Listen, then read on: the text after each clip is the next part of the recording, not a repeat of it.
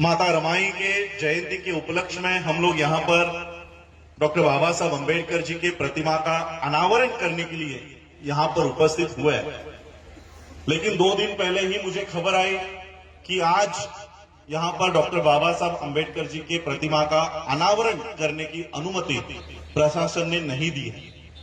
और इसलिए जब मुझे आमंत्रित किया गया कि आपको बाबा साहब की प्रतिमा का अनावरण करना है, मैंने पूछा क्या अनुमति मिल गई है, तो इन्होंने कहा कि नहीं।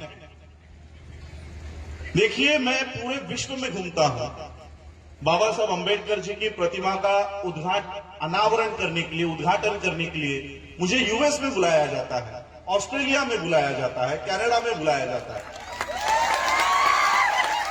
बाबा साहब अम्बेडकर जी की पूरे विश्व में जितने महापुरुष नहीं होंगे उतनी मूर्तियां बाबा साहब अम्बेडकर जी की पूरे विश्व में है। आज मैं मध्य प्रदेश के धरती पर हूं। यह ऐसा राज्य है जहां पर डॉक्टर बाबा साहब अम्बेडकर जी का जन्म हुआ है। कुछ ही दूरी पर बाबा साहब अम्बेडकर जी की जन्मभूमि है। एक तरफ जापान में डॉक्टर बाबा साहब अम्बेडकर जी की प्रतिमा लगाई है। यूएस में कोलंबिया यूनिवर्सिटी में है, ऑस्ट्रेलिया में है, कनाडा में है, दुबई में है। पूरे विश्व में डॉक्टर बाबा साहब अम्बेडकर जी की प्रतिमा है। 4 साल पहले डॉक्टर बाबा साहब अम्बेडकर जी को अभिवादन करते समय बराक ओबामा का नाम पता है आपको? US ex president Barack Obama Baba Saheb Ambedkar जी को अभिवादन करते समय कहते हैं कि अगर डॉक्टर बाबा साहब अम्बेडकर हमारे देश में पैदा होते तो हम इस सूरज का नाम बदलकर उसको अम्बेडकर कर देते।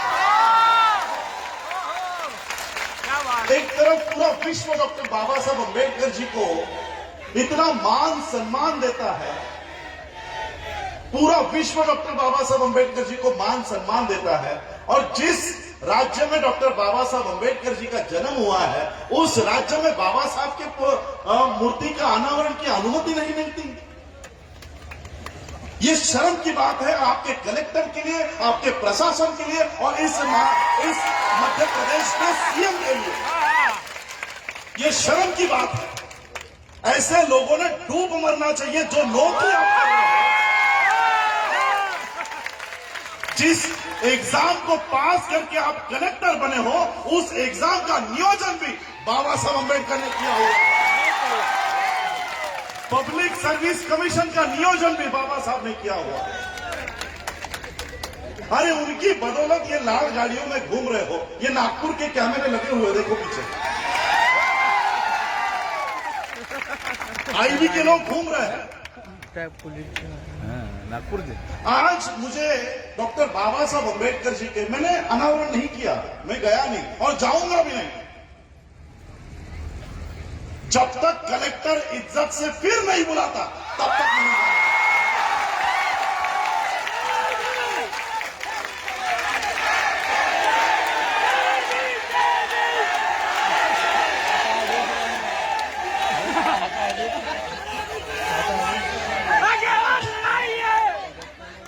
आज मुझे महाड़ के चौदार तालाब की याद आ रही है। आप लोगों ने पता है, आप लोगों को महाड़ के चौदार तालाब का आंदोलन 1927 में, 20 मार्च 1927 में बाबा साहब अम्बेडकर जी ने ऐसे ही लोगों को इकट्ठा किया और पानी पीने का पहला अधिकार बाबा साहब ने वहां से प्राप्त किया। लेकिन यह अधिकार मिलने से पहले 1924 में यह रिजोल्यूशन पास किया गया था कि महाड़ का चौदार तालाब आज से सभी लोगों के लिए खुला है, सभी लोगों के लिए खुला है। बाबा साहब ने देखा 1924 उलट गई, 1925 उलट गई। अच्छा ये देखो, मुझे चिट्ठी आई है कि कलेक्टर महिला है।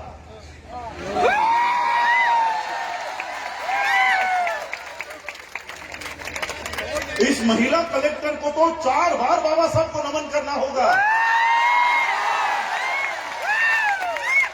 अगर बाबा साहब ने इस देश के महिलाओं को अधिकार नहीं दिया होता तो आज क्या ये महिला कलेक्टर बन पाती?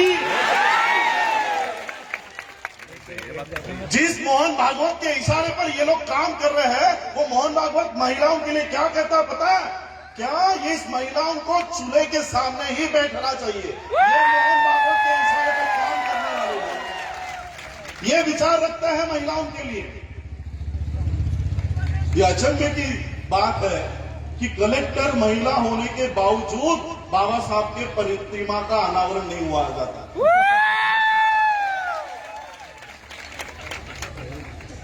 उन्नीस 1924 में जब महाड़ के चौदार तालाब का पानी पीने की अनुमति उस समय के म्युनिसिपालिटी, जैसे आज आपकी ग्राम पंचायत ने आपको अनुमति दे दी थी, उस समय के ग्राम पंचायत ने अनुमति दे दी थी कि यह तालाब आज से सबके लिए खुला है। लेकिन वहां का सवर्ण उसको लगा इन लोगों को कैसे अधिकार दे। हमारा समाज डरा हुआ था, हमारे लोग डरे हुए थे। बाबा साहब ने देखा 1924 चली गई, 1925 चला गया, ये लोग इंसान हैं, 2 हाथ 2 पैर वाले इंसान हैं। जानवर पानी पी रहा है लेकिन इंसान पानी नहीं पी रहा। कुत्ता, भेड़, बकरी उस तालाब से पानी पी रहे हैं, लेकिन इंसानों जैसे इंसान ये पानी को हाथ लगाने से डर रहे। बाबा साहब ने क्या किया? छोटे मीटिंगें ली, सभा ली और इन लोगों को इकट्ठा किया, इन लोगों में जान फूकी और 20 मार्च 1927 को इन सभी को इकट्ठा करके बाबा साहब उस महाड़ के चौदार तालाब पर गए। पहले बाबा साहब ने पानी पिया और बाबा साहब को देखते देखते 50,000 लोगों ने पानी पिया। ये पानी पीने का आंदोलन बाबा साहब नहीं कर रहे थे। आज आप यहां पर बाबा साहब की प्रतिमा का अनावरण कर रहे हो। आज आपको पता चलेगा ये बाबा साहब के प्रतिमा का अनावरण का कार्यक्रम हो ही नहीं रहा है। अब ये कुछ और ही हो रहा है। वो क्या हो रहा है मैं आपको थोड़ी देर में समझाऊंगा। बाबा साहब ने देखा कि ये जो लोग इंसान हैं, जानवर बिना डरे पानी पी रहा है और इंसान डरा हुआ है। बाबा साहब ने पानी पीने का आंदोलन नहीं किया, मरे हुए लोगों को जिंदा करने का काम बाबा साहब ने किया। और फिर बाबा साहब ने घोषित किया कि फिर आएंगे, 25 दिसंबर 1927 को फिर आएंगे। और फिर बाबा साहब 25 दिसंबर को उस महाड़ के चौदार तालाब के लिए निकले। जैसे ही वहां पर पहुंचे, पुलिस वाला बाबा साहब को मिलने के लिए आया और पुलिस वाले ने कहा, अंग्रेज पुलिस वाले ने कहा कि बाबा साहब, सवर्णों ने कोर्ट में याचिका दायर की है कि आप ये चौदार तालाब का पानी नहीं पी सकते और वहां पर स्टे ऑर्डर आया है। इसलिए अगर आप वहां पर जाते हो तो मुझे आपको अरेस्ट करनी होगी और बाकी सभी कार्यकर्ताओं को अरेस्ट करना होगा। बाकी सभी कार्यकर्ताओं ने कहा कि बाबा साहब, हम जेल में बैठने के लिए तैयार है, हम उस चौदार तालाब पर जाएंगे। बाबा साहब सोच रहे थे कि क्या किया जाए। अंग्रेज अधिकारी कह रहा था कि बाबा साहब, हम आपके अधिकार के खिलाफ नहीं हैं, बल्कि हमने ही तो आपको अधिकार दिया था। लेकिन यहां के सवर्णों ने आपके खिलाफ कोर्ट में याचिका की है और आपको रोक लगाई। बाबा साहब ने सोचा कि ये जो सवर्ण है, ये सवर्ण क्यों हमें पानी पीने नहीं दे रहा? क्योंकि उसके धर्म ग्रंथ में लिखा हुआ है। और उसका धर्म ग्रंथ कौन सा है? मनुस्मृति में लिखा हुआ है। जब बाबा साहब को पता चला कि इस मनुस्मृति के कानून के अनुसार हमको पानी पीने के लिए जाने से मनाही किया जा रहा है, तब बाबा साहब महाड़ के चौदार तालाब पर नहीं गए, बल्कि उस मनुस्मृति को बाबा साहब ने जला दिया कि इस मनुस्मृति के लिए आप हमको पानी पीने नहीं दे रहे हो। इस मनुस्मृति के लिखे हुए कानून के लिए आप हमको महाड़ के चौदार तालाब पर जाने के लिए नहीं दे रहे हो। बाबा साहब ने 25 दिसंबर 1927 को जो मनुस्मृति चलाई है, आज 2021 तक वो अपना सर भी ऊपर उठा नहीं पा रही है। अब यही प्रसंग 2021 में थोड़ा सा ज्वाइन करके देखो। आपका ग्राम पंचायत आपको बाबा साहब के मूर्ति का अनावरण करने की परमिशन देती है। देती है कि नहीं देती है? लेकिन आपका कलेक्टर, आपका प्रशासन कहता है कि नहीं देंगे। अब मुझे बताओ, आप इंसान हो? अगर आप किसी कुत्ते को पत्थर मारते हो तो वो कुत्ता पत्थर को काटेगा या मारने वाले को काटेगा? तो ये जो कलेक्टर है ये पत्थर है।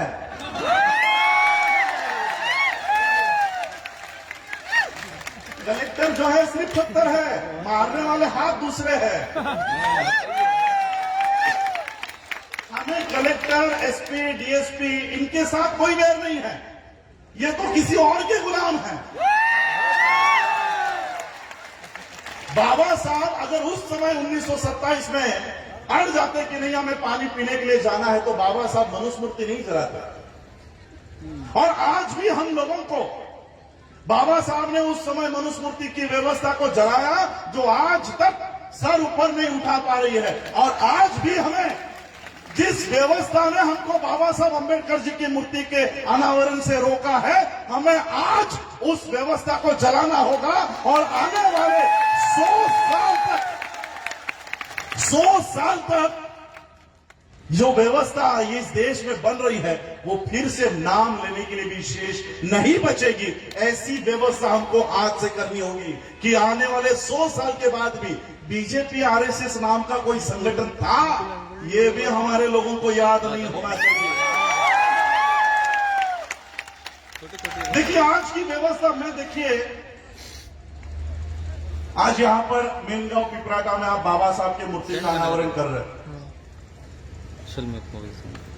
कलेक्टर ने आपको यहां से रोका, प्रशासन ने आपको यहां पर अनावरण करने से रोका। लेकिन मैं आप लोगों को कहना चाहता हूं, बाबा साहब अंबेडकर जी की मूर्ति का अनावरण यहां पर करने से अच्छा है एक एक अंबेडकर अपने घर में तैयार करो, एक एक अंबेडकर अपने घर में तैयार करो। मैं आज यहां से ऑफिशियल स्टेटमेंट करता हूं, आपके मेनगांव पिपराटा में से मुझे एक बच्चा डोनेट करो, उसको आईएएस बनाने की जिम्मेदारी, उसका खर्चा मैं उठाता हूं।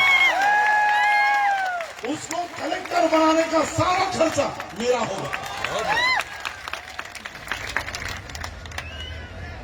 इस तरह से हमको बाबा साहब अंबेडकर जी के मिशन के लिए काम करना। आज जो व्यवस्था इस देश में बनी है, देखिए मैं तो आपके प्रशासन को भी बताना चाहता हूं, सीए के लिए जो कानून जब बना था, साल भर से मुस्लिम लोग शाहीन बाग में बैठे हुए थे। कोविड की वजह से फिर उनको जाना पड़ा। अब पिछले 2 महीने से किसान बैठे हुए हैं।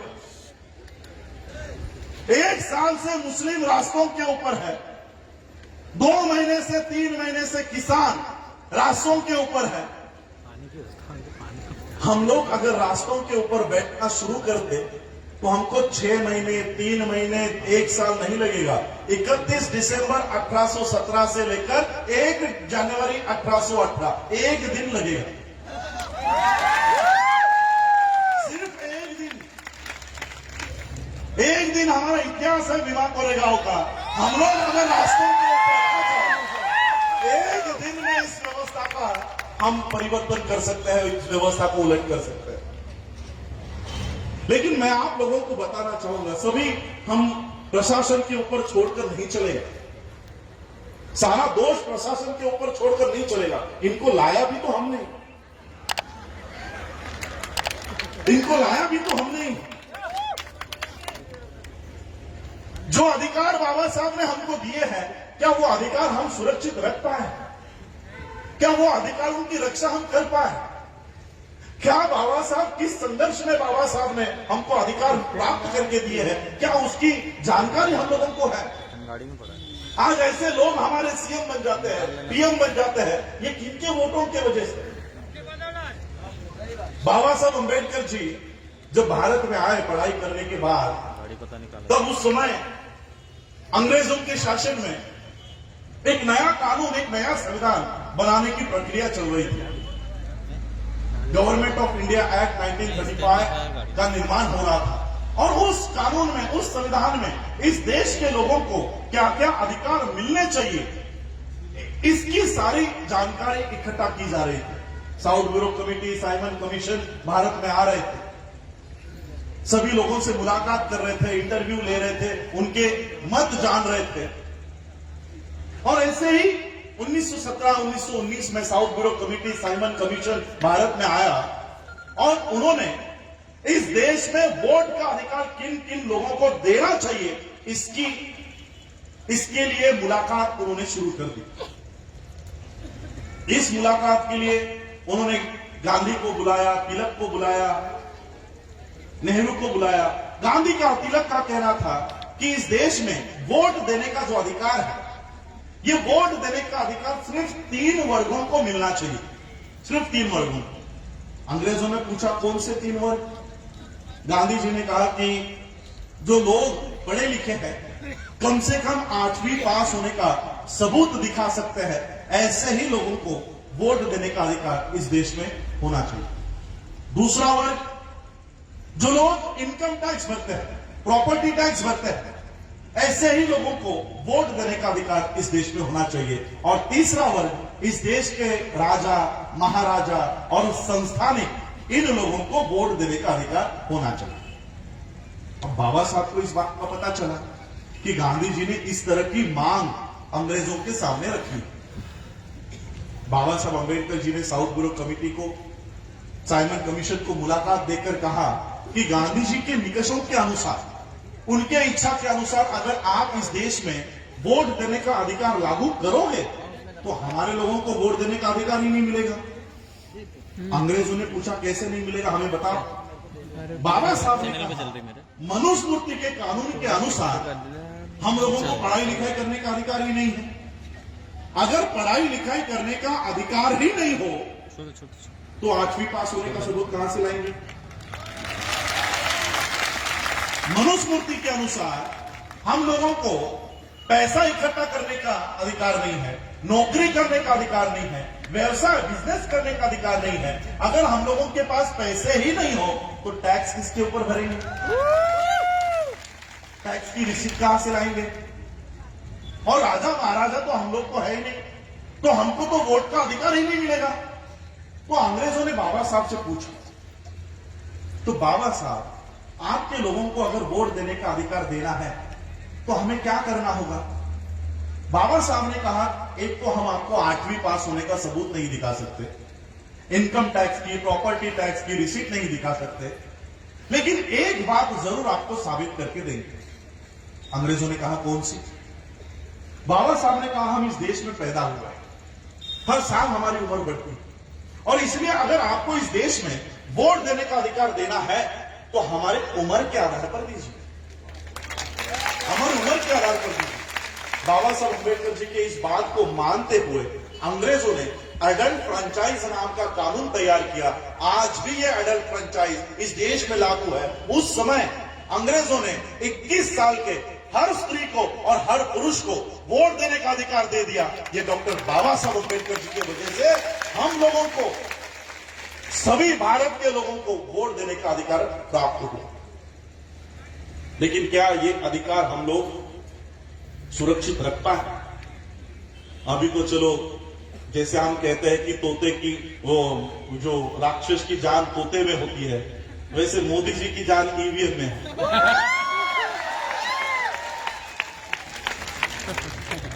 तो ये ईवीएम का टेटवा जैसे ही दबेगा, बीजेपी गिरते गिरते गिरते गिरते 0 हो जाएगा। लेकिन शुरुआत से 1952 में पहली इलेक्शन हुई, क्या उस समय से लेकर आज तक हम अपने अधिकार को बचा पाए?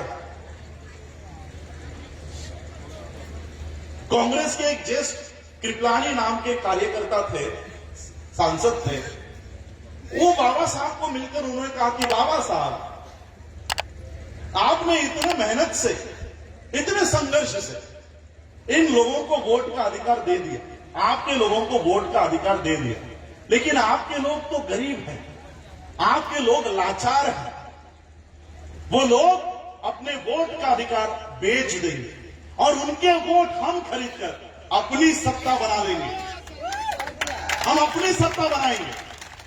तब आपका ये अधिकार खत्म हो जाएगा, आपका संघर्ष माटी में मिल जाएगा। बाबा साहब ने उस कृपलानी को जवाब दिया, कृपलानी मैं जानता हूं कि मेरे लोग गरीब हैं, मैं जानता हूं कि मेरे लोग लाचार हैं, लेकिन जिस दिन मेरे लोगों को मेरे संघर्ष के बारे में पता चल जाएगा, उस दिन तुमसे बड़ा भिखारी इस देश में कोई नहीं होगा। बाबा साहब अम्बेडकर जी ने हम लोगों को वोट का अधिकार दे दिया, लेकिन हमारे पुरुषों ने वो वोट का अधिकार शराब पर बेच दिया, शराब के लिए बेच दिया। मैं आप लोगों को बाबा साहब की कुछ किस्से बताता। बाबा साहब जब पढ़ाई करने के लिए लंदन में जाया करते थे, ग्रेस इन में जाया करते थे, न्यूयॉर्क में जाया करते थे। आज भी कनाडा का तापमान -2 डिग्री है, बर्फ गिर रहा है। एक ऐसे क्लाइमेट में, ऐसे हालात में बाबा साहब वहां पर रहा करते थे। इतनी ठंड में वहां के डॉक्टर्स बाबा साहब को आकर कहते थे कि बाबा साहब, इतनी ठंड में अगर आप जिंदा रहना चाहते हो तो ये डॉक्टर ब्रांडी, ये शराब दवाई के तौर पर तो लीजिए, दवाई के तौर पर। जीने मरने का प्रसंग होने के बावजूद बाबा साहब ने कभी शराब के एक बूंद को हाथ नहीं लगाया।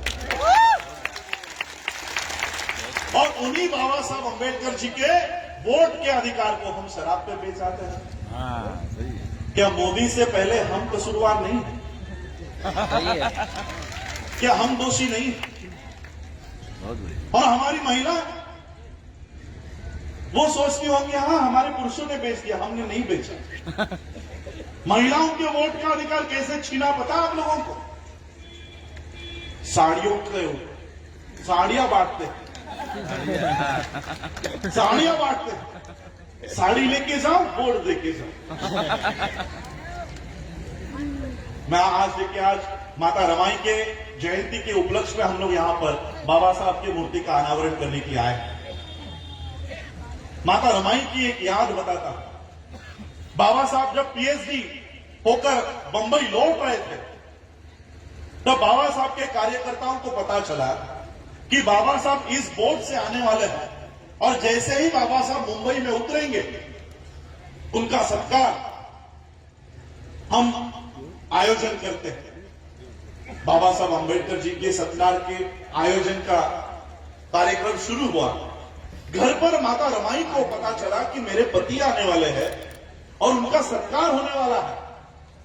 माता रमाई ने एक छोटी सी इच्छा व्यक्त की, क्या कि अपने पति का, मेरे पति का सत्कार मुझे अपने आंखों से देखना। एक छोटी सी इच्छा माता रमाई ने व्यक्त की कि मेरे पति का सत्कार मुझे होते हुए देखना है। लेकिन माता रमाई की समस्या क्या थी पता? माता रमाई की एक समस्या थी कि उनके पास एक भी अच्छी साड़ी पहनने के लिए नहीं थी। जो साड़ी उन्होंने पहनी हुई थी वो 7 जगहों से फटी हुई थी। अब पीएचडी प्राप्त करके आए हुए बाबा साहब अम्बेडकर जी का सत्कार होने वाला है, और उनकी पत्नी ऐसे फटे साड़ी में जाए, अच्छा लगेगा? माता रमाई सोच रहे थे कि मैं कैसे जाऊं बाबा साहब का सत्कार देखने के लिए, मैं कैसे जाऊं अपने पति का सत्कार इस फटे हुए हाल में।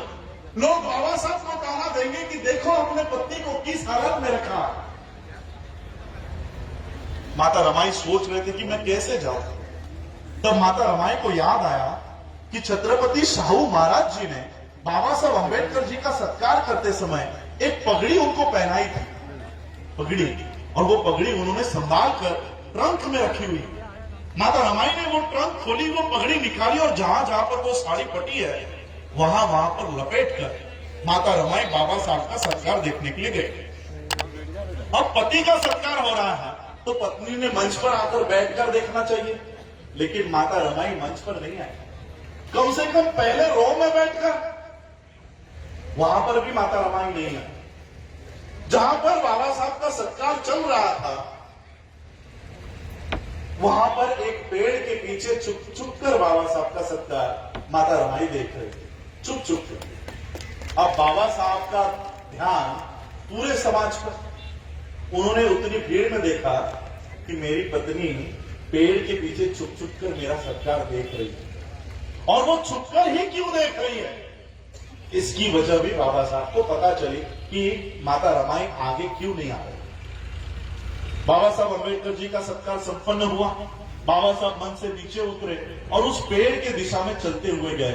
माता रमाई का हाथ अपने हाथ में लिया और माता रमाई से कहा, रामू रामू, मुझे अगर तेरे अकेली का संसार करना होता तो मैं वो सोने जैसा करता। मुझे अगर तेरे अकेली का संसार करना होता तो मैं वो सोने जैसा करता, लेकिन मुझे मेरे इस समाज का संसार खड़ा करना है, इसलिए मैं तुझे न्याय नहीं दे पाया, इसलिए मैं तुझे न्याय नहीं दे पाया। आज आप इस कार्यक्रम में आने के लिए घर में सबसे अच्छी साड़ी पहनकर आए थे, है ना।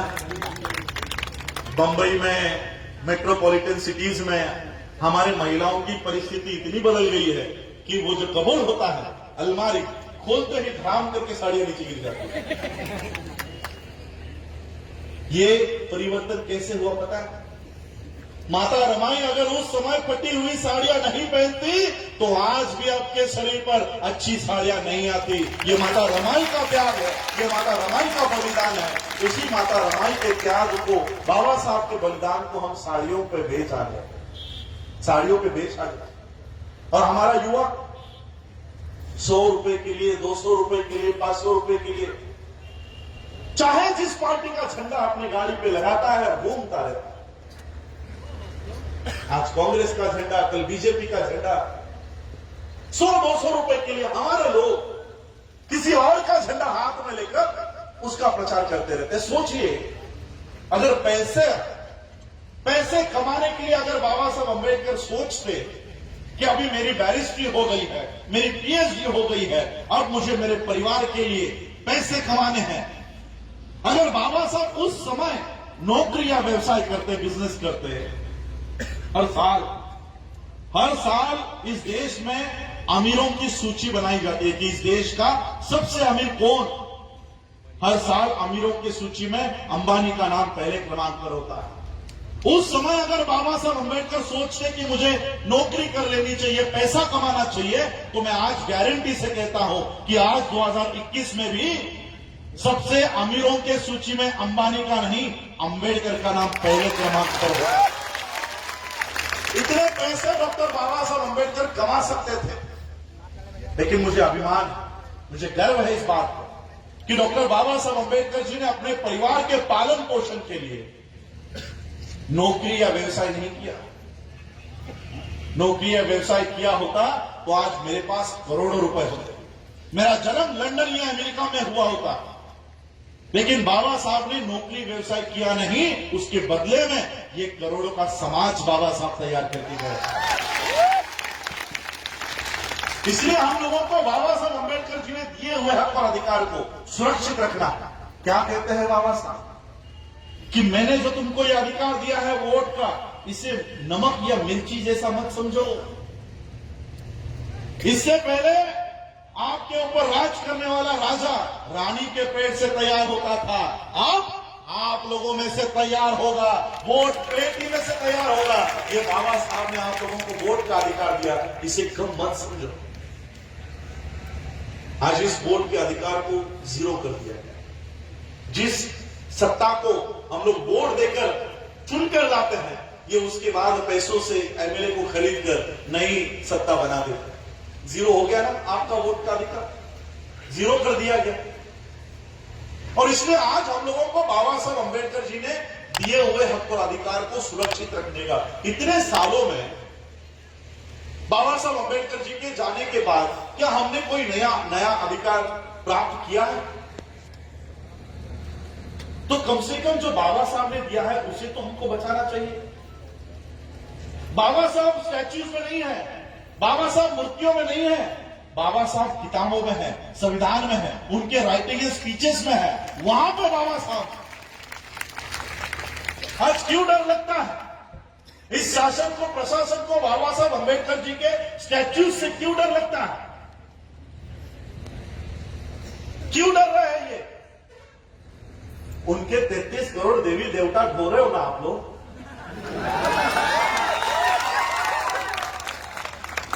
उनके 33 करोड़ देवी देवता आप लोग ढो सकते हो क्या? एक बाबा साहब की मूर्ति किनको हजम नहीं होती?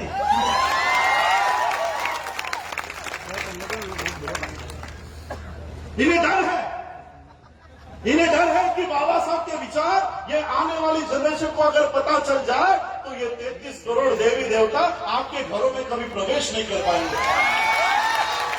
इन्हें डर लगता है इस बात का।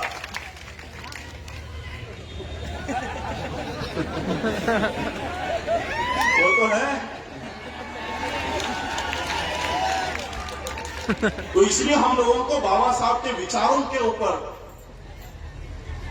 उस तरह से चलना चाहिए। बाबा साहब अंबेडकर जी ने जो संविधान आज हम लोगों को दिया है, वो संविधान आज इस देश से नष्ट करने की ये सभी लोग तैयारी कर रहे हैं। संविधान दिए हुए कितने साल हो गए? 72 इयर्स हुए। आज 2021 चल रहा है। 1950 में संविधान लागू हुआ। कितने इयर्स हो गए? 71 इयर्स। मनुस्मृति कितने सालों तक थी? 2500 साल। कितने साल? 2500 साल। और संविधान कितने साल का है? 70 साल का। 2500 साल के मनुस्मृति को 70 साल के संविधान से डर लगने लग गया है।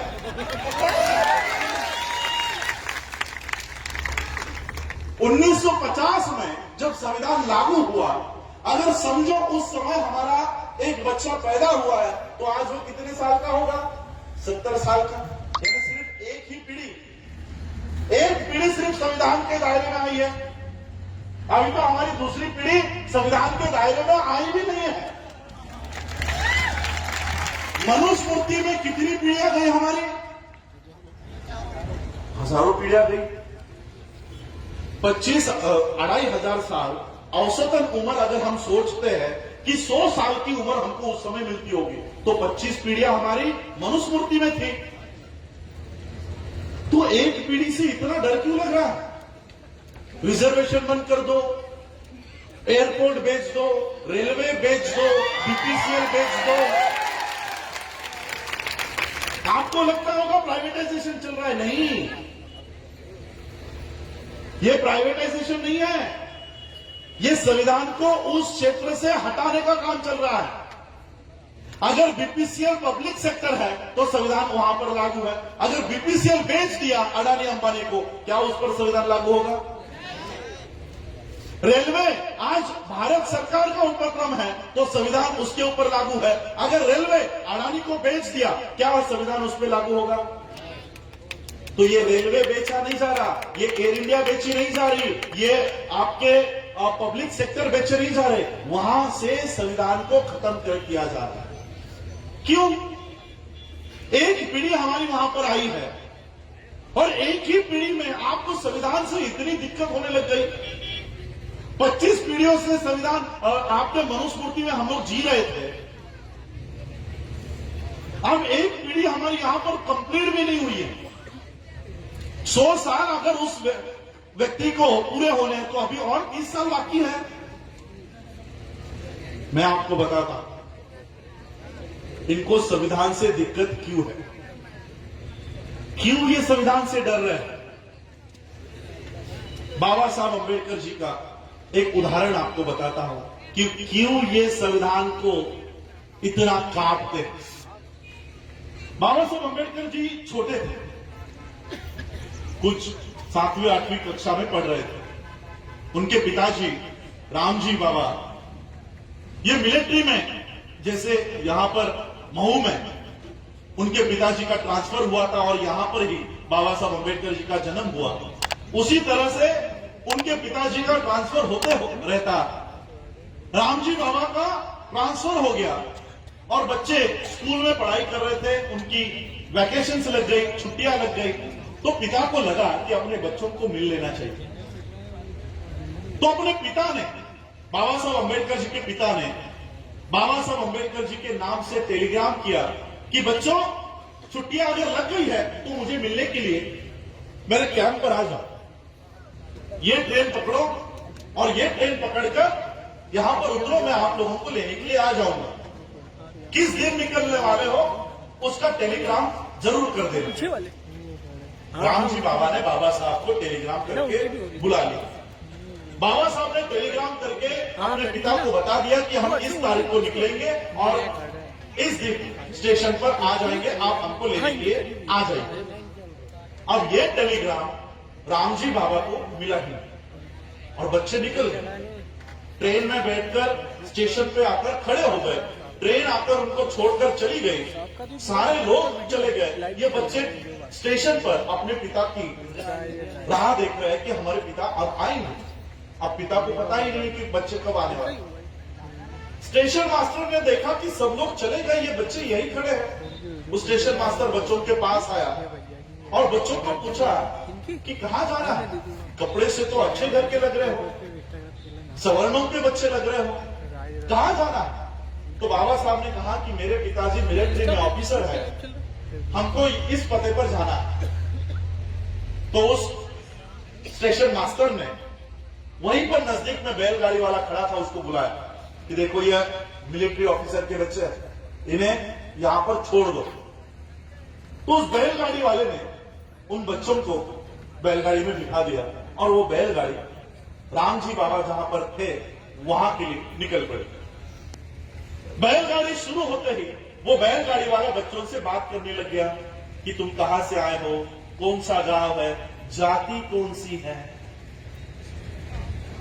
और जैसे ही जाति पता चली, बैलगाड़ी वाले ने बैलगाड़ी रोकी और सभी बच्चों को गालियां देकर नीचे उतार दिया कि तुम तो मुझे सवर्णों के बच्चे लग रहे थे, तुम तो अछूतों के बच्चे हो, अभी के अभी नीचे उठे।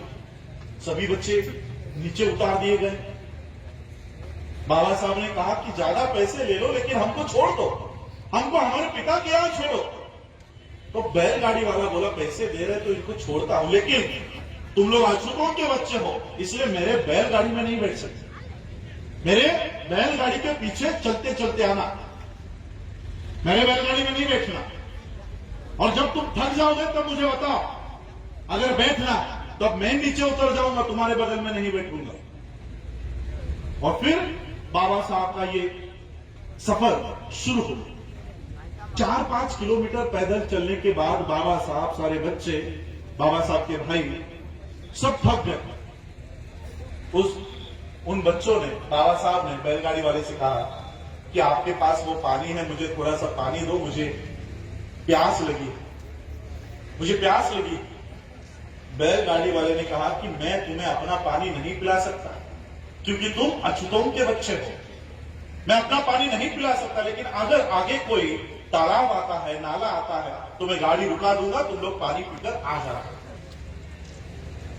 बहुत दूर चलने के बाद भी कोई तालाब नहीं आ रहा था, कोई पानी का ठिकाना नहीं दिखाई दे रहा था। उस बैलगाड़ी वाले को दया आई, उसने देखा कि आगे कुछ पानी दिख रहा है, उसने बैलगाड़ी रोकी और बच्चों को कहा कि देखो वहां पर थोड़ा पानी दिखाई दे रहा है। और सभी बच्चे भागते भागते उस पानी के यहां गए, देखा तो वो तो कीचड़ है, कीचड़, लेकिन प्यास लगी है। वो सारी मिट्टी बाबा साहब ने हटाई और अपने आप को झुकाकर बाबा साहब ने मुंह लगाकर उस कीचड़ में से गंदा कीचड़ का पानी बाबा साहब ने पिया। कपड़े गंदे हो गए थे, मुंह पे मिट्टी लग गई थी। थोड़ी देर में बाबा साहब अपने पिता के यहां पहुंचे। जैसे ही पिता के यहां पहुंचे, पिता को गले लगाकर बाबा साहब रो रो कर, फूट फूट कर रो रहे थे कि ये मेरे साथ ऐसा क्यों इसने किया, मेरे साथ ऐसा बर्ताव क्यों किया। बाबा साहब के पिताजी ने कहा कि यही व्यवस्था तुझे बदलनी है, यही व्यवस्था तुझे बदलनी है, यही व्यवस्था तुझे बदलनी है। और फिर उसी बच्चे ने बड़े होने के बाद इस देश को ऐसा संविधान निर्माण करके दिया जो सिर्फ इस देश का ही नहीं, पूरे विश्व का सर्वोत्कृष्ट संविधान माना गया। ऐसा संविधान बाबा साहब अम्बेडकर जी ने इस देश को दिया। पानी का बोतल देखो। मनुस्मृति के कानून के अनुसार डॉक्टर बाबा साहब अम्बेडकर जी को कीचड़ का पानी पीने के लिए मजबूर कर दिया गया था। मनुस्मृति का कानून था जब बाबा साहब छोटे थे तभी। आज कौन सा कानून है? संविधान का मनुस्मृति के कानून में कीचड़ का पानी बाबा साहब पीते थे, संविधान के कानून में बिस्लरी का पानी हम पीते हैं। कितना बड़ा बदलाव है, कितना बड़ा, और कितने सालों में? 70 सालों में। 70 सालों में मनुस्मृति के कानून में बाबा साहब को बैलगाड़ी में बैठने नहीं दिया जाता था, संविधान के कानून में हम हवाई जहाज उड़ाते थे। 70 साल में। मैं थोड़ा सा बंबई से हूं, इसलिए मेरी भाषा थोड़ी खराब है, इसलिए उस भाषा का प्रयोग करता हूं। माता बहनें मुझे माफ करें। ये 70 साल के संविधान से 2500 सालों की मनुस्मृति की फट रही है, फट गई है इनकी, कि और 5 साल अगर रहा, और अगर 5 साल इस देश में संविधान रहा तो ये लोग तो पीएम बन जाएंगे, ये लोग हम पे राज करेंगे। और इसलिए ये सभी माध्यम से, चाहे वो प्रशासन हो, न्यायपालिका हो, संसद हो या मीडिया हो, सभी माध्यम से संविधान को खत्म करने पे तुले हुए हैं, सभी माध्यम से। और इसलिए मैं आप लोगों को यही बताना चाह रहा हूं कि बाबा साहब ने पहचाना कि हमारा संघर्ष पुलिस से नहीं है, हमारा संघर्ष प्रशासन से नहीं है, हमारा संघर्ष मनुस्मृति के कानून के व्यवस्था से है। और इसलिए बाबा साहब ने उस व्यवस्था को उल्टा किया। बाबा साहब ने उस व्यवस्था को, आप संविधान घर पे जाके पढ़िए, आर्टिकल 13 पढ़िए, संविधान की किताब है आपके पास, गूगल कर लीजिए, डाउनलोड कर लीजिए। आर्टिकल 13 में क्या लिखते हैं पता है बाबा साहब? बाबा साहब लिखते हैं कि आज से, यानी 26 नवंबर 1949 और 26 जनवरी 1950 की आज से इस देश में जितने भी कानून हैं, जितनी भी मनुस्मृति है, वो आज से मैं शून्य घोषित करता हूं। एक लाइन में बाबा साहब अंबेडकर जी ने इस मनुस्मृति की व्यवस्था को हमेशा हमेशा के लिए खत्म कर दिया।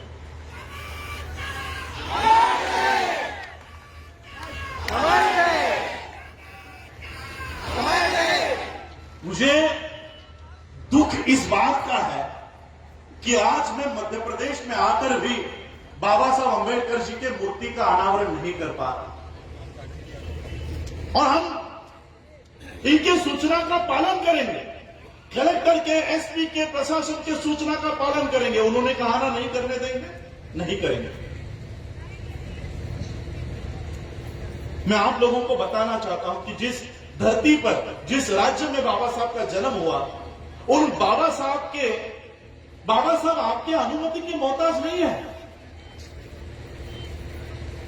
आप अगर यहां पर बाबा साहब की प्रतिमा का अनावरण करने नहीं दे रहे हो, तो क्या बाबा साहब अंबेडकर जी की प्रतिमा या बाबा साहब अंबेडकर जी की आइडेंटिटी कम होने वाली है? बिल्कुल नहीं। मैं आपको मेरे साथ हुआ किस्सा बताता हूं। मैं संयुक्त राष्ट्र के मीटिंग के लिए, यूनाइटेड नेशन के मीटिंग के लिए, जब मैं मेरे ख्याल से जापान में था, जापान या वियतनाम में था, 125 देश के प्रतिनिधि वहां पर थे। खुद इस देश के उपराष्ट्रपति वेंकैया नायडू भी वहां पर थे। हम लोग 25 से 30 हजार लोग 5 दिन के लिए वो कॉन्फ्रेंस चल रही थी। तो हम क्या करते थे, अलग अलग देश के लोगों से जान पहचान करते थे, ऑस्ट्रेलिया के लोगों से, जापान के लोगों से, चाइना के लोगों से, अलग अलग देश के लोगों से मिलते थे, बातें करते थे। और वो अलग अलग देश के लोग भी सभी देश के लोगों के साथ पहचान कर रहे थे। लंच ब्रेक में जब हम लोग घूम रहे थे तो चाइना के लोग हमारे सामने आए, चाइना के कुछ बरते जी, चाइना के कुछ डेलीगेट्स, और उन्होंने हमको सवाल किया कि आप लोग कौन से देश से हो, विच कंट्री? तो हमने उनको जवाब दिया, इंडिया, भारत से हम लोग। क्या कहा पता है चाइना के लोगों ने? ये 2 साल पहले की बात है। चाइना के लोग उस समय उन्होंने हमको जवाब दिया, ओ अम्बेडकर इंडिया, आज भी इस देश की पहचान मोदी का या गांधी का भारत के नाम से नहीं होती, अंबेडकर के भारत के नाम से होती है। चाइना में डॉक्टर बाबा साहब अंबेडकर जी का वेटिंग फॉर वीजा वहां पर स्कूलों में पढ़ाया जाता है। मेरे फेसबुक पेज पे कभी आप विजिट करो, मेरे ख्याल से फरवरी 2020 के तारीख में अगर पीछे जाते हो तो ऑस्ट्रेलिया का एक लाइव वीडियो मैंने किया है। ऑस्ट्रेलिया का कोर्ट, न्यायालय, आम आदमी का नहीं, जहां पर जजेस को पढ़ाया जाता है, जज को पढ़ाया जाता है, उन जजेस की ट्रेनिंग बाबा साहब के प्रतिमा के सामने होती है। जाकर देखो मेरे फेसबुक पेज पे, मूट कोर्ट में बाबा साहब की प्रतिमा वहां पर लगाई रखी है और सभी जज बाबा साहब को सामने रखकर पढ़ाई करते हैं। इस पिपराटा के या इस मेनगांव के कलेक्टर के परमिशन की जरूरत नहीं है बाबा साहब के आइडेंटिटी के लिए। बाबा साहब के वजह से आपकी आइडेंटिटी है। और इसलिए मैं आप लोगों से कहना चाहूंगा, ये आपको बाबा साहब की मूर्ति बनाने नहीं देते, ये आपको बाबा साहब की मूर्ति लगाने नहीं देते। घर घर में अंबेडकर पैदा करो, घर घर में अंबेडकर निर्माण करो। यही बाबा साहब को सही आदरांजलि होगी, सही अभिवादन होगा। और जिस किसी बच्चे को परीक्षा में या पढ़ाई में दिक्कत होती है, फाइनेंशियल कुछ अड़चन आती है, वो हम उठाने को तैयार है, वो हम आगे लेकर जाने के लिए उस बच्चे को तैयार है। और इसलिए मैं आज यहां पर आप लोगों के, मैं बाबा साहब अंबेडकर जी के प्रतिमा का हम लोग वहां पर नमन करेंगे, उनको अभिवादन करेंगे। आप लोगों के जज्बे को मैं सलाम करता हूं।